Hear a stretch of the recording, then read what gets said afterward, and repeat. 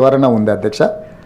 ఇది ఒక ప్రభుత్వాల బాధ్యతనో లేకపోతే గతంలో ఉన్న ప్రభుత్వం బాధ్యతనో లేకపోతే ఉమ్మడి రాష్ట్రంలో సీమాంధ్ర పాలకుల బాధ్యతనో మనం రాజకీయపరమైన ఆరోపణలు చేయడానికి ఏమైనా ఉపయోగపడుతుందేమో, కానీ మనము నిజంగా భవిష్యత్ ప్రణాళికలు నేర్చుకోవాలంటే ఇది ఉపయోగపడుతుంది అధ్యక్ష. అదేవిధంగా అధ్యక్ష, 3వ తరగతిలో ఉండి 2వ తరగతి పుస్తకాలు చదివించే దాంట్లో, అంటే పిల్లలేమో 3వ తరగతిలో వాళ్ళకి 2వ తరగతి పుస్తకాలు ఇచ్చి చదువురా అంటే దాంట్లో వాళ్ళు చదవగలిగిన వాళ్ళు 2018లో 18.1%, 2022లో 5.2%, 2024లో 6.3%. పిల్లలు చదువుకుంటున్నదేమో 3వ తరగతిలో, వాడికి 2వ తరగతి పుస్తకం ఇచ్చి చదవరా అంటే 18లో 18.1% ఉంటే 22కి వచ్చేవరకల్లా 5.2%కి పడిపోయింది, 24కి వచ్చేవరకల్లా 6.3% ఉండిపోయింది అధ్యక్ష.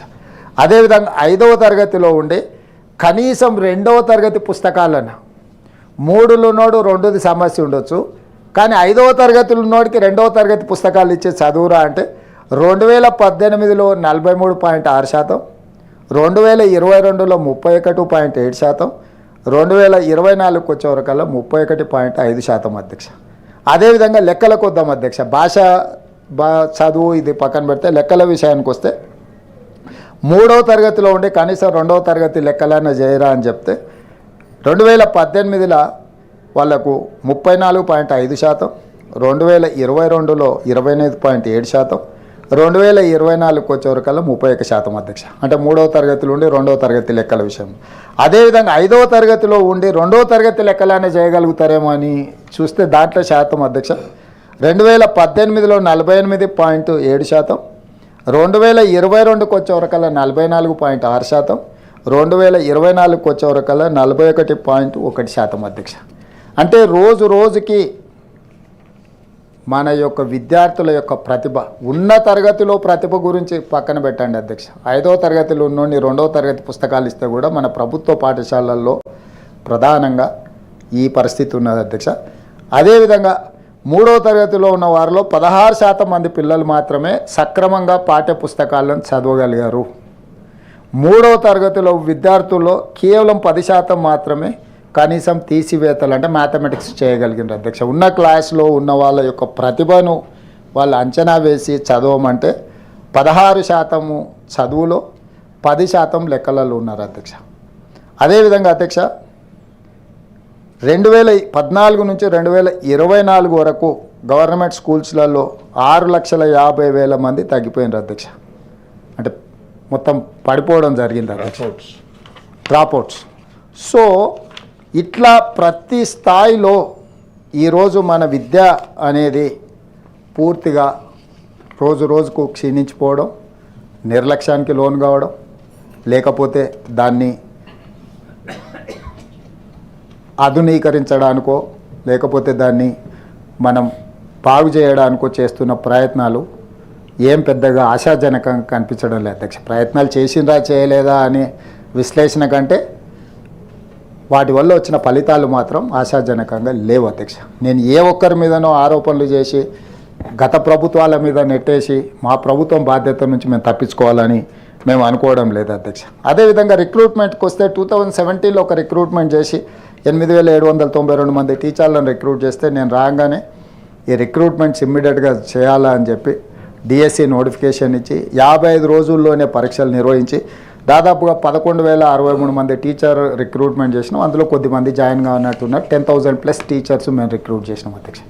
అట్లనే 20 సంవత్సరాల నుంచి ప్రమోషన్స్ లేక దాంట్లో భాషా పండితులు కావచ్చు, స్పోర్ట్స్ కావచ్చు, రిలేటెడ్ వాళ్ళందరూ కూడా ప్రమోషన్లు లేకుంటే 20 సంవత్సరాల నుంచి, అంటే వాళ్ళు రిటైర్ అయినా కూడా ప్రమోషన్ రాదేమనుకునే పరిస్థితి నుంచి దాదాపుగా 21,000 పైచిలకు టీచర్లకు ప్రమోషన్లు ఇవ్వడం జరిగింది అధ్యక్ష. అదేవిధంగా 7-8 సంవత్సరాల నుంచి బదిలీలు జరగక చాలామంది బాధపడుతుండే 36,000 మంది టీచర్లను చిన్న ఆరోపణ లేకుండా బదిలీలు చేసినాం అధ్యక్ష. మీకు గ్రామీణ ప్రాంతాల పరిస్థితులు తెచ్చు టీచర్ల యొక్క రాజకీయ చతురత మీకు తెలుసు. కలెక్టర్లనైనా మనం బదిలీలు చేయొచ్చు, కానీ టీచర్లను బదిలీ చేయడం అంత ఆశామాసిగా జరిగేది కాదు. ఒక కలెక్టర్ని కావాలంటే మనం ఎక్కడైనా ట్రాన్స్ఫర్ చేస్తే మనం అవలీలగా ట్రాన్స్ఫర్ చేయొచ్చు, కానీ ఒక టీచర్ని ఎక్కడైనా బదిలీ చేయాలన్నా మనం వాళ్ళని అంత ఆశామాసిగా ఉండదు. అట్లాంటిది 36,000 మంది టీచర్లను చిన్న ఆరోపణ కూడా ఎదుర్కోకుండా మా ప్రభుత్వం బదిలీలు చేయగలిగింది అధ్యక్ష.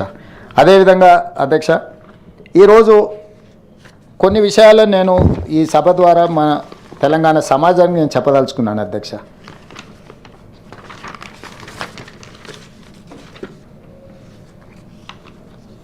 మన దగ్గర తెలంగాణ రాష్ట్రంలో సబ్జెక్ట్ టు కరెక్షన్ నాకున్న సమాచారం మేరకు number of government and local body schools 26,106. Number of students 16,86,343 మంది విద్యార్థులు ఉన్నారు. మన స్కూల్ ఎడ్యుకేషన్ బడ్జెట్ మనం పెట్టుకున్నది 19,341 కోట్ల రూపాయలు అధ్యక్ష. చైర్మన్ సార్, ఒక్క స్టూడెంట్ మీద యావరేజ్గా 1,08,000 రూపాయలు ప్రభుత్వంలో చదువుకుంటున్న విద్యార్థి మీద మనం ఖర్చు పెడుతున్నాం అధ్యక్ష. నేను మళ్ళీ ఒకసారి చెప్పదలుచుకున్నా, గవర్నమెంట్లో లోకల్ బాడీ స్కూల్స్ 26,106 పాఠశాలలు ఉంటే అందులో చదువుకుంటున్న విద్యార్థులు 16,86,343 మంది ఉంటే ఆ స్కూల్ ఎడ్యుకేషన్ బడ్జెట్ 19,341 రూపాయలు మనం ఖర్చు పెడితే ఒక్క స్టూడెంట్ మీద 1,08,000 రూపాయలు మనం ఖర్చు పెడుతున్నాం అధ్యక్ష. అదేవిధంగా రెసిడెన్షియల్ స్కూల్స్లో 1,023 స్కూల్స్ ఉంటే 6 లక్షల మంది, అప్రాక్సిమేట్గా 6 లక్షల మంది విద్యార్థులు ఉంటే ఒక్క స్టూడెంట్ మీద 96,000 రూపాయలు ఖర్చు పెడుతున్నాం అధ్యక్ష. ఈరోజు నేను తమరి ద్వారా సహచర సభ్యుల్ని తెలంగాణ సమాజంలో, పౌర సమాజంలో, పౌర హక్కుల నుంచి సివిల్ సొసైటీస్లో పనిచేసే వాళ్ళని నేను అడుగుతున్నా, ప్రభుత్వం ఎక్కడ విఫలమైంది అధ్యక్ష? ఈరోజు ఒక్క స్టూడెంట్ మీద తెలంగాణ రాష్ట్ర ప్రభుత్వం 1,08,000 రూపాయలు సంవత్సరానికి ఖర్చు పెడుతుంది అని అంటే, ఒక ప్రైవేట్ స్కూల్లో చదువుకునే ప్రైవేటు స్కూల్లో తల్లిదండ్రులు పే చేసే ఫీజు పర్ మంత్ 2,000, 3,000, 4,000 వేసుకున్నా కూడా సంవత్సరం మొత్తం కలిపితే కూడా 50,000 రూపాయలు తల్లిదండ్రులు ఆ విద్యార్థుల మీద ఖర్చు పెట్టడం లేదు. కానీ అదే రాష్ట్ర ప్రభుత్వము ఒక విద్యార్థి మీద 1,08,000 రూపాయలు డే స్కూల్ పిల్లల మీద పెడితే 96,000 రూపాయలు రెసిడెన్షియల్ స్కూల్స్లో చదువుకునే పిల్లల మీద మనం ఖర్చు పెడుతున్నాం అధ్యక్ష. అంటే ప్రభుత్వ పరంగా ఈరోజు ఈ సంవత్సరం మనం కేటాయించిన బడ్జెట్ దాదాపుగా 23,108 కోట్ల అధ్యక్ష. బడ్జెట్లో 8% ఈసారి కేటాయించినది అధ్యక్ష. విద్యకు అత్యధిక ప్రాధాన్యత ఇవ్వాలని బడ్జెట్లో 8% కేటాయించి యావరేజ్ ఒక స్టూడెంట్కు 1,00,000 రూపాయల సంవత్సరానికి ఈరోజు మనం ఖర్చు పెట్టినా మన విద్యార్థుల యొక్క విద్యా ప్రమాణాలు ఇంతగా పడిపోవడానికి కారణం ప్రభుత్వాలే కాదు, తెలంగాణ సమాజం కూడా బాధ్యత తీసుకోవాల్సిన అవసరం ఉన్నది. దీన్ని లోతుగా విశ్లేషించి దీని మీద సమూలమైన మార్పులు తీసుకురావడానికి అవసరమైన ప్రక్షాళన చేయాల్సిన బాధ్యత మన అందరి మీద ఉన్నది. ప్రక్షాళన మొదలు పెట్టంగానే రాజకీయ పార్టీలు ఎవరికి వాళ్ళు మాకు రాజకీయంగా ఈ ప్రక్షాళనతో ప్రయోజనమా నష్టమా, ప్రభుత్వం ప్రక్షాళన చేసి ప్రభుత్వం ఏదైనా సాధిస్తే దానివల్ల మాకు రాజకీయంగా నష్టం అనుకొని మనం రాజకీయ నేపథ్యంలో రాజకీయ కోణంలో ఈ ఆలోచనలు చేసినంతకాలం మనం విద్యను ప్రక్షాళన చేసే పరిస్థితులు ఈరోజు తక్కువగా కనిపిస్తున్నాయి. అదే చైర్మన్ సార్. అదేవిధంగా సార్, నేను వచ్చిన తర్వాత స్కిల్ ప్రతి సంవత్సరం కారణం ఏదైనా ఉండొచ్చు, ఇంజనీరింగ్ గ్రాడ్యుయేట్స్ ఆల్మోస్ట్ 1,10,000 మంది, 1,09,000, 1,10,000 మంది ప్రతి సంవత్సరం ఇంజనీరింగ్ గ్రాడ్యుయేట్స్ బయటకు వస్తున్నారు. ఆ ఇంజనీరింగ్ గ్రాడ్యుయేట్స్ తల్లిదండ్రులు తమరికి కానీ ఇక్కడ సభలో ఉండి చాలామంది సభ్యులు కానీ ఇంతకుముందు మిత్రుడు భానుప్రకాష్ రావు గారు చెప్పారు, మా దగ్గరకు వచ్చిన వాళ్ళని ఇంటర్వ్యూలు చేస్తే పరిస్థితి ఎట్లుంది అనే దాంట్లో నేను కూడా నా దగ్గరకు వాళ్ళ తల్లిదండ్రులు వచ్చాయా మా పిల్లగాడు ఇంజనీరింగ్ చదువుకున్నాడు ఉద్యోగం ఇప్పించు అని. ఐటీ కంపెనీలు ఇప్పుడు నువ్వు చెప్తే వింటారని వాళ్ళు ఐటీ కంపెనీల సంగతి దేవుడు ఎరుగు. సివిల్ ఇంజనీరింగ్ ఇతరు చేసిన వాళ్ళని చూస్తే 15,000 ఇచ్చినా పని చేస్తామంటారు. అరే ఇంజనీరింగ్ గ్రాడ్యుయేట్ 10,000-15,000 ఎట్లా పని చేస్తాడని మేస్త్రిని పిలిచి నేను ఇల్లు కట్టుకునేటప్పుడు సూపర్వైజ్ చేయడానికి అడిగితే 60,000 అడిగాడు. మేస్త్రి 60,000 దొరకడం లేదు, ఇంజనీరింగ్ గ్రాడ్యుయేట్ మాత్రం 15,000 దొరుకుతున్నాయి అధ్యక్ష. వీటన్నిటిని కూడా నేను పరిగణలోకి తీసుకున్న తర్వాత డిమాండ్ అండ్ సప్లైలో దెర్ ఇస్ అన్ గ్యాప్. ఈ గ్యాప్ ఏంది అని విశ్లేషిస్తే స్కిల్ గ్యాప్, బేసిక్ స్కిల్ లేకపోవడం, స్కిల్ అప్గ్రేడేషన్ లేకపోవడం, డిమాండ్ సప్లైలో చాలా వ్యత్యాసం ఉండడం. విద్యార్థులు ఉన్నారు కానీ అవసరమైన మేరకు ఆ ఇన్స్టిట్యూషన్స్లో వాళ్ళు మాకు ఎవరు దొరకడం లేదని వాళ్ళు చెప్తా ఉన్నారు అధ్యక్ష. ఇవాళ చాలాసార్లు మనోళ్ళు అంటున్నారు మా దగ్గర ఒడిశా నుంచి వచ్చిండ్రు, లేకపోతే మా దగ్గర బీహార్ నుంచి వచ్చిర్రు, తెలంగాణ ఎంతో అభివృద్ధి సాధించింది. అధ్యక్ష, తెలంగాణ అభివృద్ధి సాధించడంతో ఒరిస్సా, బీహార్, రాజస్థాన్ వాళ్ళందరూ మన దగ్గరికి రావడం లేదు. మన దగ్గర ఉన్న పిల్లలకు నైపుణ్యం లేక రోడ్ల మీద తిరుగుతున్నారు. నైపుణ్యం ఉన్నోడు ఇతర రాష్ట్రాల నుంచి తెలంగాణకు వచ్చి పనిచేసుకుంటున్నాడు అధ్యక్ష. దీనికి తెలంగాణ సాధించిన అభివృద్ధి కాదు అధ్యక్ష. ఐఎమ్ సారీ టు సే, మనం నిర్లక్ష్యం వహించడం వల్ల మన పిల్లలకు నేర్పించాల్సిన సాంకేతిక నైపుణ్యాన్ని నేర్పించకపోవడం వల్ల ఈరోజు సమాజం అవసరాలకు తగ్గట్టుగా మన విద్యార్థులు అప్గ్రేడ్ చేసుకోకపోవడం వల్ల ఈరోజు మనమేం నిరుద్యోగులుగా మనమున్నాము. ఇతర రాష్ట్రాల నుంచి మన దగ్గరకు వచ్చి, దీనికి సింపుల్ ఉదాహరణ అధ్యక్ష, అమెరికాలో అన్నిట్లలో సిలికాన్ వ్యాలీ నుంచి అన్ని దగ్గరలో మనమే ఉన్నామంట.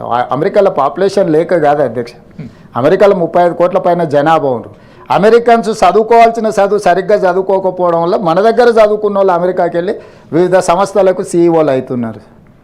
సో అట్లనే తెలంగాణ సమాజంలో ఉన్న వాళ్ళు నేర్చుకోవాల్సిన సాంకేతిక నైపుణ్యం నేర్చుకోకపోవడం వల్ల, సారించాల్సిన దృష్టి సారించకపోవడం వల్ల ఈరోజు క్రమంగా మనం అవకాశాలను కోల్పోయి ఇతర రాష్ట్రాల నుంచి మన అవకాశాలను అందిపుచ్చుకునే పరిస్థితి ఈరోజు తెలంగాణ రాష్ట్రంలో ఉత్పన్నమైంది. దీన్ని సీరియస్ కన్సర్న్ కింద మనం చూడాల్సిన అవసరం ఉంది. అంటే ఇది వస్తున్న ఒక సీరియస్ చేంజ్. ఈ సీరియస్ చేంజ్ అనేది ఎక్కడికి దారితీస్తుందో నాకు తెలియడం లేదు. ఇది అలార్మింగ్ స్టేజ్ అదే స్పీకర్ సార్. సో ఈరోజు మనము ఏ రకంగా అయినా దీన్ని ఏదో రకంగా దారిలో పెట్టుకోవాల్సిన బాధ్యత మన అందరి మీద ఉన్నది. అందుకే ఈరోజు యంగ్ ఇండియా స్కిల్స్ యూనివర్సిటీని తెలంగాణ రాష్ట్రంలో ఈ upgradation of skills, introduction of skills, వీటన్నిటిని చేయడం కోసమే ఎనీ ప్రభుత్వం యూనివర్సిటీ కింద మనం తీసుకుంటే మన దగ్గర ఆల్రెడీ ఇంతకుముందే మంత్రివర్యులు దామోదర రాజనరసింహ గారు చెప్పారు 12 యూనివర్సిటీలు ఉన్నాయి. ఉస్మానియా, కాకతీయ, ఒకప్పుడు పివి నరసింహారావు, జయపాల్ రెడ్డి గారు, గద్దర్ లాంటి వాళ్ళను, లేకపోతే కూర రాజన్న లాంటి వాళ్ళను అందించిన సామాజిక చైతన్యం కలిగిన వాళ్ళను, లేకపోతే సైంటిస్టులను, ఇంజనీర్లను, దేశానికే ఒక గొప్ప పేరు తెచ్చిన 100 సంవత్సరాల చరిత్ర కలిగిన ఉస్మానియా యూనివర్సిటీలు, విప్లవ పోరాటాలకు వేదికైన కాకతీయ యూనివర్సిటీలు ఎంతోమందిని మేధావులను అందించినాయి అధ్యక్ష మన దగ్గర. Okay doctor. సో ఇట్లా చాలామందిని మన యూనివర్సిటీలు చాలామందిని దేశానికి అందించినాయి. కానీ ఈరోజు ఆ యూనివర్సిటీల యొక్క పరిస్థితులు, ఆ యూనివర్సిటీల నుంచి వస్తున్న విద్యార్థులు, అక్కడి పరిస్థితులు అన్నీ కూడా ఎట్లున్నాయో నాకంటే మీకు ఎక్కువ తెలుసు.